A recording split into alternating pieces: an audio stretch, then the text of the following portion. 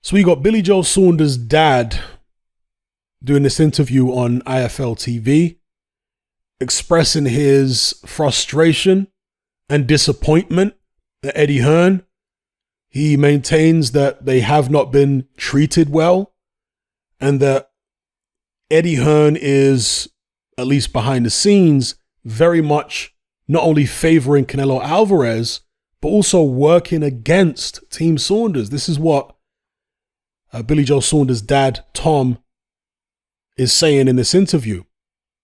You've also got Billy Joe Saunders' trainer, Mark Tibbs, furious for some of the same reasons. Now, the first point of contention is the ring size.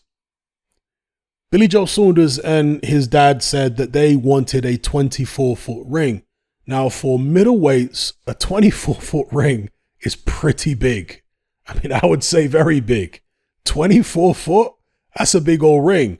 When you're the B-side, like Billy Joe Saunders absolutely is against Canelo Alvarez, you'll be very lucky to get something like that because, of course, Billy Joe is looking to stick and move. We have to imagine Canelo Alvarez will be looking to close him down. So a big ring would favor Billy Joe.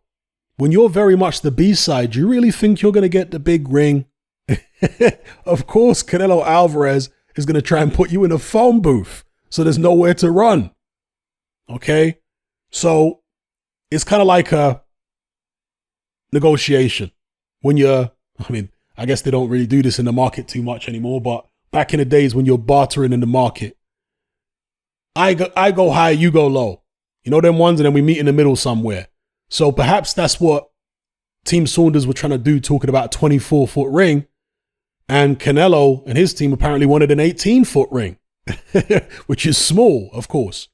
So meeting somewhere in the middle, Tom Saunders says they won't go any smaller than a 22-foot ring. Perhaps they'll have to compromise at 20, we'll see. In this situation right here, Eddie Hearn is in a hell of a predicament. He just is, because what's he supposed to do? Is he going to turn around and say, okay, Canelo, never mind what you want. Billy Joe and his interests are just as important as yours. Do you think Eddie Hearn's going to do that?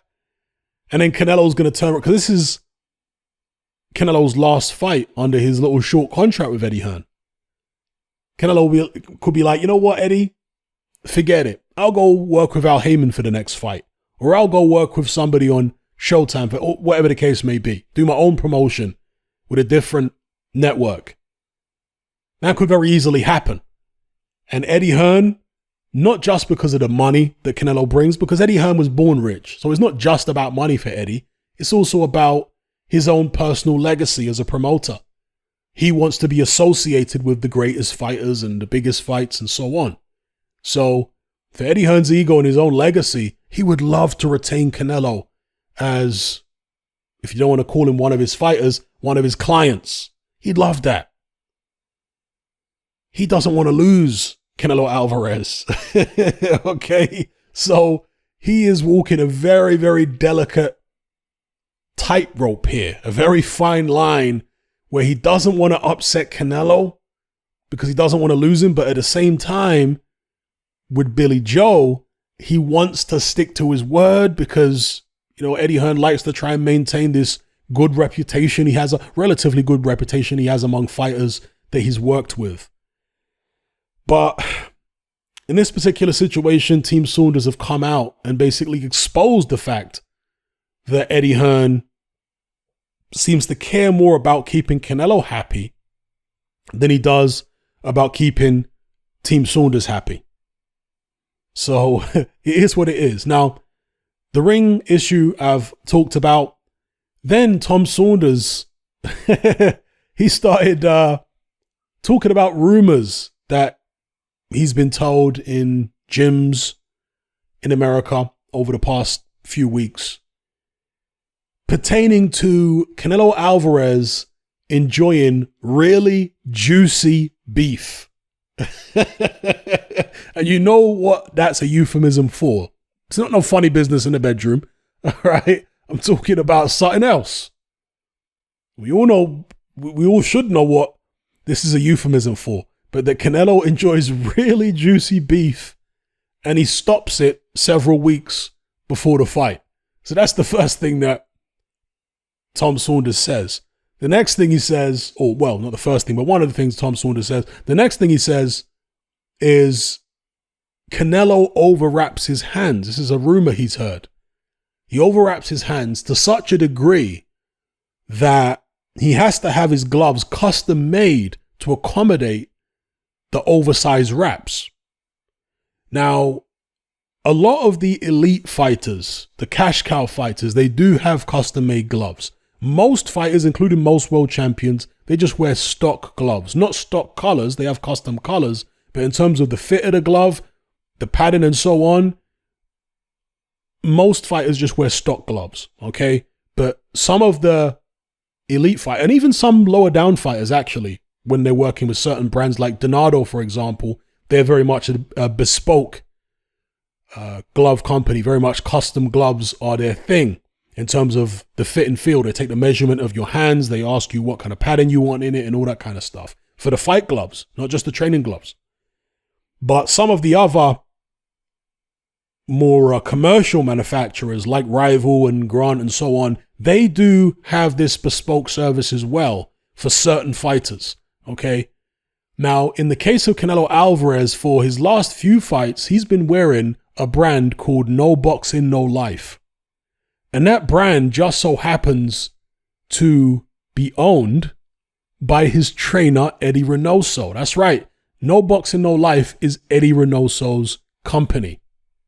So for Canelo Alvarez to be able to get custom fight gloves is very easy.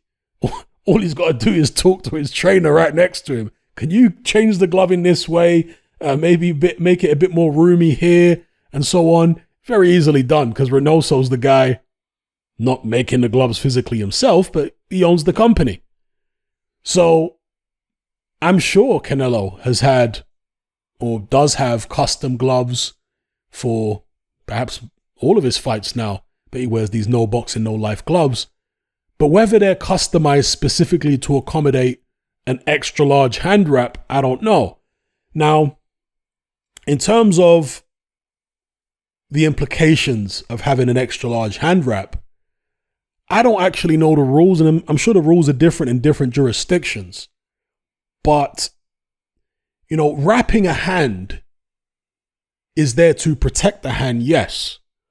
But it's also there to solidify the hand, okay, to bind the hand so that, you know, rather than the pressure of the punch being concentrated on individual knuckles, it dissipates the pressure throughout the entirety of the hand. And of course, the hand is bound with all these bandages and everything. So what it kind of does when you have a really tight and big hand wrap on is it can make your hand almost like a brick. You know, and if you've got a really, really big hand wrap, of course, you can wail away. And look, your hand wraps and the gloves that you choose should be sufficient anyway, whereby you can go in there and wail away without worrying too much about what's going to happen to your hands, unless you've got really brittle hands. And by all accounts, Canelo doesn't have really brittle hands, although he did seem to have some hand issues a couple years back, I think going into the first Golovkin fight. But as I say, you should be able to get that level of protection and security from standard wraps and from whatever gloves you're wearing. But if you can't, an oversized wrap, perhaps there are limits. I don't know how exactly they would measure it. Is it how thick the hand wrap is on the knuckles? I don't know. I mean, if you go back to the 1970s and you look at the hand wraps fighters had on then, they were absolutely tiny. They were like amateur hand wraps. Whereas when you moved on into the 80s and certainly into the 90s, particularly with heavyweights, you would see these enormous hand wraps with like a pad. Because before, like in the 70s, you'd never see, or I can't remember often seeing hand wraps where somebody actually had a knuckle pad and then they put the bandages over the knuckle pad and all that kind of thing. Whereas now that's pretty standard. So the hand wraps today are enormous anyway compared to how they used to be. But I don't know how they measure a limit, if there is a limit, in terms of how big your hand wraps can be and so on. I know one thing about hand wraps, and that is you're not allowed to put tape directly onto the knuckles. You're only allowed to put the tape over the bandages. You're not allowed to put them on the skin itself. And again, I guess that's... it would make the hand wrap more solid if you did do that, if you started putting tape on the knuckles directly. I guess that's why that's prohibited. But yeah, that's another thing which Team Saunders are, at least Tom Saunders, concerned about. But of course, on fight night, there should be a member of Team Saunders that's allowed to inspect Canelo's hand wraps and oversee the hand wrapping process and vice versa. That's normally how it goes, but in boxing, there are a lot of shenanigans, and sometimes there can be a situation where a member of your team isn't allowed into their team to watch them getting their hands wrapped. I know there was some controversy about that with regards to the Dylan White-Oscar Rivas fight. So we'll see. At the end of the day, Billy Joe Saunders shouldn't be focusing too much on all this stuff because it can play on your mind. What will be, will be. There's only so much you can do. His team have to be focused on this. His team have to be concerned about all this, and they're doing the right thing in terms of speaking out, making a fuss, and so on. Okay, they're doing the right thing beforehand. This is what Team Fury did before the Klitschko fight. They highlighted all kinds of things that they didn't like. That was the right thing to do. But for Billy Joe Saunders, the right thing for him to do is just focus on what he's going to do in the ring and leave it to his team to sort out any other issues. Because if Saunders is thinking too much about the size of the ring, Canelo's hand wraps and all this other stuff, it's going to distract him. He's not going to be as focused as he needs to be. He's going to go in there frustrated, troubled. You don't want to go in there like that. So that's my take on it.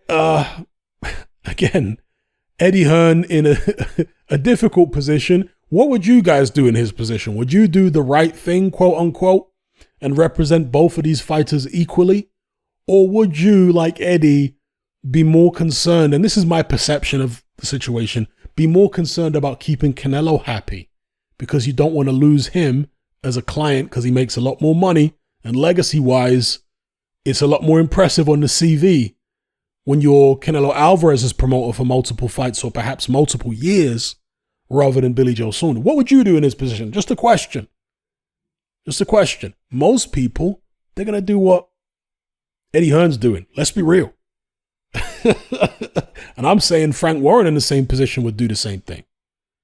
I know he's taking this as an opportunity to have a swipe at Eddie Hearn, but I don't think he would be any different, to be honest with you. So, yeah, let me know what you guys think in the comments below about Team Saunders and all their complaints, the rumors, the suspicions, the dissatisfaction with Eddie Hearn. And of course, Tom Saunders again points out the fact that when they initially signed for this fight, there was supposed to be no crowd. Then it was supposed to be 15,000 people or something like that. And then they're told it's 70,000 people. And according to Tom Saunders, there hasn't been any increase in the money that Billy Joe's getting, despite the fact there's going to be far more people in attendance than they originally thought. I mean, that is something you would not particularly feel happy about, right? They're still getting paid well, I'm sure. But given the fact there's a much bigger crowd than they initially anticipated, it's almost like they've been, or I guess they feel like they've been slighted. That Eddie Hearn is not looking out for their best interests. That there's an attempt here to railroad Team Saunders.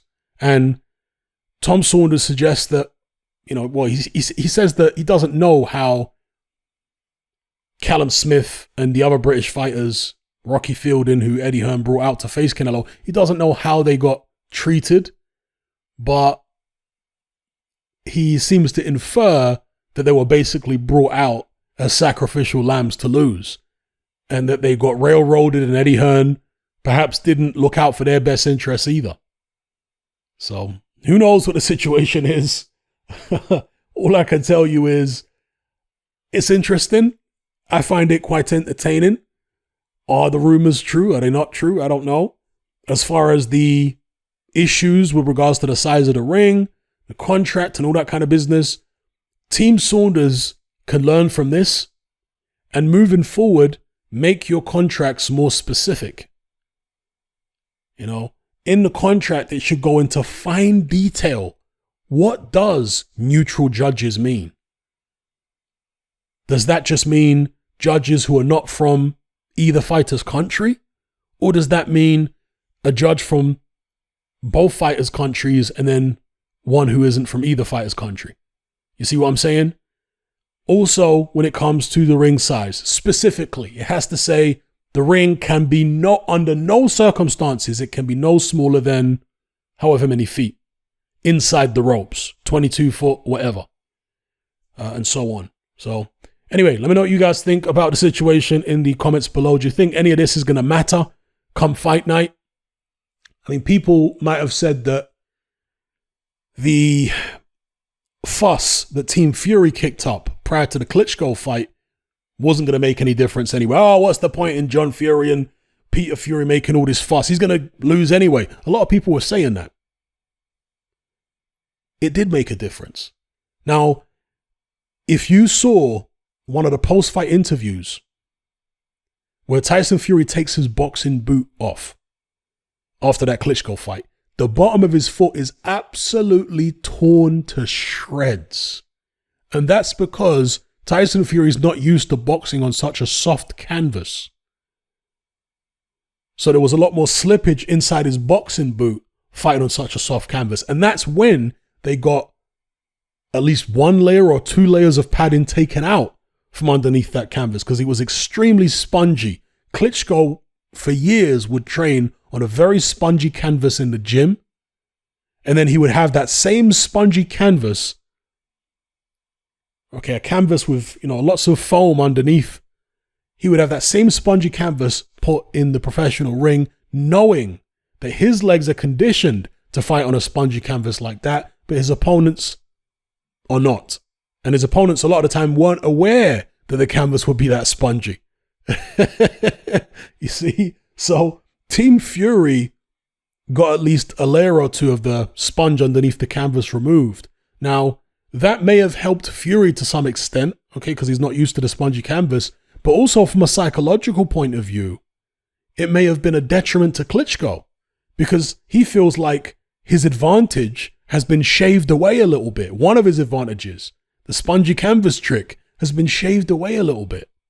So it's not just about what it does for, the guy making the complaint, but it's what it does to the champion, the guy who is implementing these shenanigans.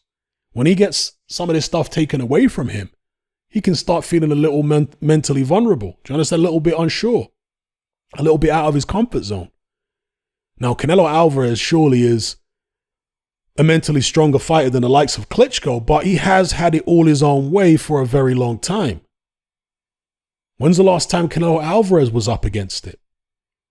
And I'm talking about in hostile territory. When, he's not the A side. It's been a very long time since something like that happened to him.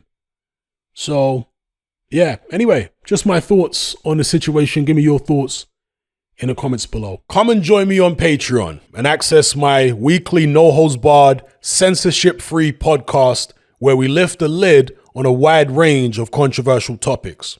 It's not mainstream friendly, it's not politically correct, but that's the whole point. We dare to stand as a beacon of reason against an army of insanity. Just head on over to my Patreon page and select the tier called Hatman Hot Topics. You'll gain access to a minimum of 2 hours of exclusive content every single week, including podcasts, videos, interviews, live stream Q&A sessions, as well as my popular Confessions of a Nightclub Bouncer series. Not to mention a vast back catalogue of hundreds of hours of previous episodes. You can listen via the Patreon app with the option to download in high-quality MP3. We've also got a Discord server where you can come and chat and hang out with myself and other members. There's no contract, no commitment, and you can cancel at any time. So come and join our community of free and critical thinkers by signing up with me here on Patreon today.